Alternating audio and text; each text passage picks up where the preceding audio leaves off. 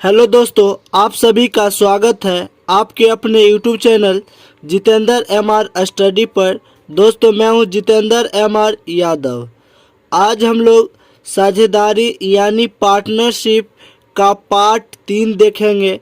अगर पार्ट 2 तक आप नहीं देखे हैं तो डिस्क्रिप्शन में लिंक दिया गया है, वहां से आप जाकर देख सकते हैं। कुछ क्वेश्चन देखते हैं। देखिए तो ए, बी और सी मिलकर एक व्यापार प्रारंभ करते हैं।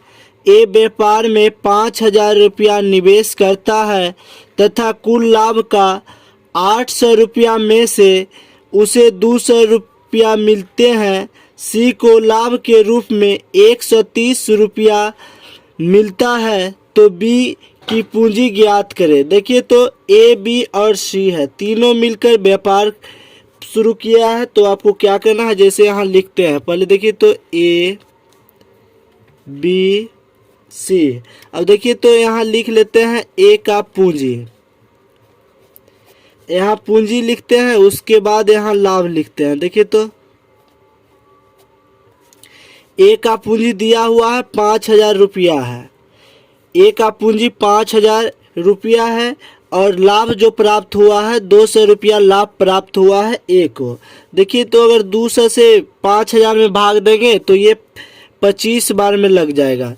यानी कि 200 से 5,000 में भाग देंगे तो 25 बार में लगेगा या 200 को 25 से गुना करेंगे तो 5,000 हो जाएगा। तो देखिए तो अब आपको क्या करना है, जैसे प्रश्न में कहा गया है बी की पूंजी ज्ञात करें। तो पहले देखिए तो देखते हैं, जैसे कुल लाभ निकालते हैं। कुल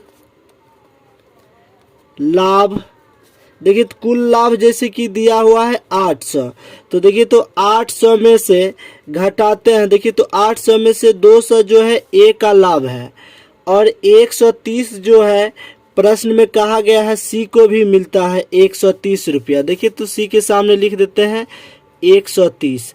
तो बी का लाभ कितना होगा, तो 130 यहाँ लिखते हैं। ए और सी को जोड़ देते हैं। देखिए तो 800 रुपया कुल लाभ है, जिसमें से 2 और 1 3 यानी 330 दोनों मिलाकर हुआ। ये ए का लाभ है और ये बी का लाभ है, दोनों को जोड़ते हैं तो 330 होता है। 800 में से 330 घटाते हैं तो ये 470 आता है। यानी 470 जो है ये बी का लाभ है। तो देखिए तो 470 बी का लाभ है, तो यहाँ 470 लिख देंगे। अब देखिए तो यहाँ जो है 25 से गुना करेंगे 200 को तो 5,000 पूरता है। उसी प्रकार यहाँ भी तो 25 से गुना करेंगे। 470 गुना 25 करते हैं तो देखिए तो 11,750 आता है। यानी कि बी का पूंजी जो है 11,750 होगा। तो यहाँ लिखते हैं। देखिए तो इसलिए बी की पूंजी बराबर 11,750 रुपया, जो कि ऑप्शन नंबर 2 में दिया हुआ है। प्रश्न में सी को नहीं पूछा गया है पूंजी कितना है, तो नहीं निकाले हैं। अगर आपको निकालना है तो 25 से गुना कर दीजिए 130 को, यहाँ निकल जाएगा, यानी कि सी की पूंजी। नेक्स्ट क्वेश्चन देखिए तो ए 6 महीने के लिए किसी व्यापार में पूंजी निवेश करता है जो कि कुल पूंजी का 2/3 भाग है। यदि बी को कुल लाभ का 1/4 भाग प्राप्त होता है तो बताए कि कितने महीने बाद बी इस व्यापार में शामिल हुआ। देखिए तो कुल पूंजी का 2/3 भाग जो है प्राप्त होता है। देखिए तो कुल पूंजी का यहाँ लिखते हैं। पहले देखिए तो कुल पूंजी का 2/3 भाग प्राप्त होता है ए को। यानी कुल पूंजी का 2/3 भाग प्राप्त होता है ए को। तो देखिए तो 2/3 का मतलब हुआ 2 जो है ए का प्राप्त हुआ है। 2 जो है ए का प्राप्त हुआ 2 ए का, तो 3 में से अगर 2 घटाते हैं, जैसे यहाँ देखिए तो 3 में से 2 घटाएंगे तो 1 आता है। ये जो है बी का हो जाएगा। यानी कि बी का पूंजी 1 हो गया और ए का पूंजी 2 हो गया। अब देखिए तो कहा गया है कि जो कुल लाभ का 1/4 भाग प्राप्त होता है बी को। यानी देखिए तो कुल लाभ का 1/4 भाग, कुल लाभ का 1/4 भाग। तो आपको क्या करना है, जैसे 1/4 है तो यानी कि ऊपर में जो है जिसके बारे में बात करें उसी को होता है, कुल लाभ का 1/4 भाग बी को प्राप्त होता है। तो देखिए तो बी को तो ए हो जाए, एक जो हो जाएगा बी का हो जाएगा। और देखिए तो 4 में से अगर 1 घटाते हैं तो यहाँ 3 हो जाएगा, 4 में से 1 घटाएंगे तो 3 और ये ए का हो जाएगा। यानी कि 3 लाभ का अनुपात जो है 3 ए का और बी का जो है 1 हो जाएगा। तो प्रश्न में कहा गया है ए 6 महीने के लिए किसी व्यापार में पूंजी निवेश करता है। देखिए तो यहाँ लिखते हैं ए बटा बी। देखिए तो ये जो है ए जो है 6 महीने के लिए किसी व्यापार में शामिल होता है। पूंजी देखिए तो ए का पूंजी 2 हो गया और बी का पूंजी 1 हो गया। तो ये नीचे लिखते हैं ए का पूंजी, यहाँ देखिए तो ए का पूंजी 2 और समय कितना है 6 महीना, तो 6 लिख दिए। और बी का पूंजी जो है 1 है तो 1 लिख दिए और समय पता नहीं यानी x मान लेते हैं। उसके बाद जो है लाभ का अनुपात भी पता है, ए का लाभ अनुपात में 3 है और बी का लाभ अनुपात में 1 है। तो यानी ए बटा बी, तो यानी ए का लाभ जो है 3 और बी का लाभ जो है 1। अब आपको क्या करना है, जैसे देखिए तो 3 दूनी 6, जब बीच में बराबर रहे तो ऊपर से ऊपर और नीचे से नीचे कट जाता है, 3 दूनी 6।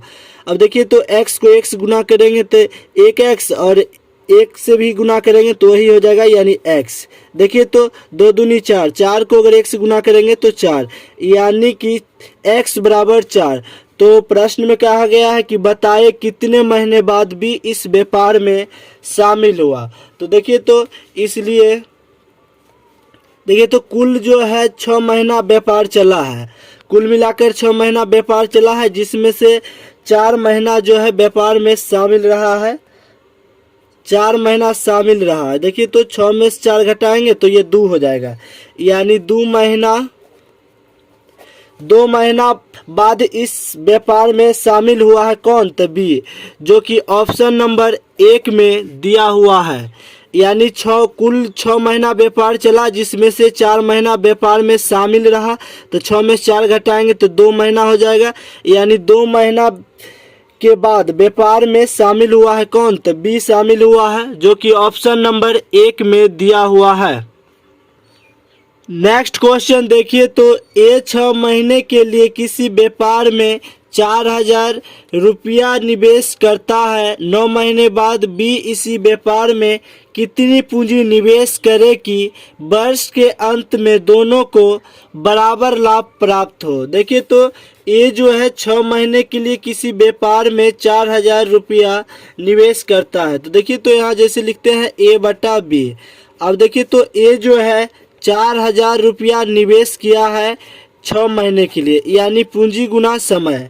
और बी को पता नहीं है 9 महीने बाद बी इसी व्यापार में कितनी पूंजी लगाएगा। तो देखिए तो मान लेते हैं कि x पूंजी लगाता है। देखिए तो 4,000 ए का पूंजी गुना ए का समय, बी जो है कितना पूंजी लगाता है पता नहीं है और 9 महीना लेट है। देखिए तो यहाँ लिखते हैं 9 महीना लेट है, 9 महीना लेट है, 9 महीना के बाद व्यापार में शामिल हो रहा है। तो देखिए तो वर्ष के अंत में यानी एक वर्ष में 12 माह 9 महीना बाद आया है तो 9 घटा देंगे, 12 में से 9 घटाते हैं तो यानी 3 महीना जो है व्यापार में रहा है, यानी कि बी का पूंजी गुना बी का समय। तो देखिए तो बी का पूंजी को x मान लिया है और लाभ जो है दोनों कहा गया है वर्ष के अंत में दोनों को बराबर लाभ प्राप्त हो, यानी 1/1 मान लिए हैं। ए का लाभ अनुपात में 1 और बी का लाभ अनुपात में 1। अब देखिए तो यहाँ कट जाएगा, देखिए 3 दूनी 6। अब क्या करना है, x को 1 से गुना करेंगे तो x हो जाएगा और ये देखिए तो 4,000 को अगर 2 से गुना करेंगे तो 8,000, 8,000 को 1 से गुना करेंगे तो यहाँ 8,000 रुपया हो जाएगा, यानी x का मान 8,000, यानी बी का पूंजी जो है 8,000 रुपया निवेश करेगा, जो कि ऑप्शन नंबर 4 में दिया हुआ है। नेक्स्ट क्वेश्चन देखिए तो ए, बी और सी एक संयुक्त व्यापार प्रारंभ करते हैं। ए का हिस्सा 100 रुपया के लाभ में 25 रुपया है। ए इस व्यापार में 125 रुपया लगाता है, यदि बी इसी व्यापार में 175 रुपया निवेशित करता है तो उसे कितना लाभ प्राप्त होगा। देखिए तो प्रश्न में कहा गया है कुल लाभ जो है 100 रुपया है, तो लिख लेते हैं। देखिए कुल लाभ जो है 100 रुपया लाभ है, ये लाभ दिया हुआ है 100 रुपया लाभ। देखिए तो ए और ये बी, देखिए तो ए का यहाँ लाभ लिखते हैं, उसके बाद यहाँ पूंजी लिखते हैं। देखिए तो ए का लाभ जो है 25 रुपया है, जिस 25 रुपया लाभ हुआ है, और ए का हिस्सा जो है पूंजी निवेश किया था 125 रुपया। देखिए तो ये जो है 125 रुपया पूंजी निवेश किया, जिसमें से 25 रुपया लाभ हुआ। देखिए तो यहाँ 25 का अगर 5 से गुना करेंगे तो 125, या 25 से 125 में भाग दीजिए तो 5 आ जाता है, यानी लाभ का 5 गुना पूंजी लगाया है, निवेश किया है। तो प्रश्न में कहा गया है कि उसे कितना लाभ प्राप्त होगा। बी को देखिए तो बी जो है 175 रुपया पूंजी निवेश करता है। देखिए तो बी जो है 175 रुपया पूंजी निवेश किया, अगर हम 5 से भाग दे दे बी में, बी के पूंजी में 5 से भाग देंगे 175 में, तो यहाँ आ जाएगा 35, यानी 35 रुपया लाभ प्राप्त होगा बी को। यानी देखिए तो 35 रुपया लाभ होगा बी को।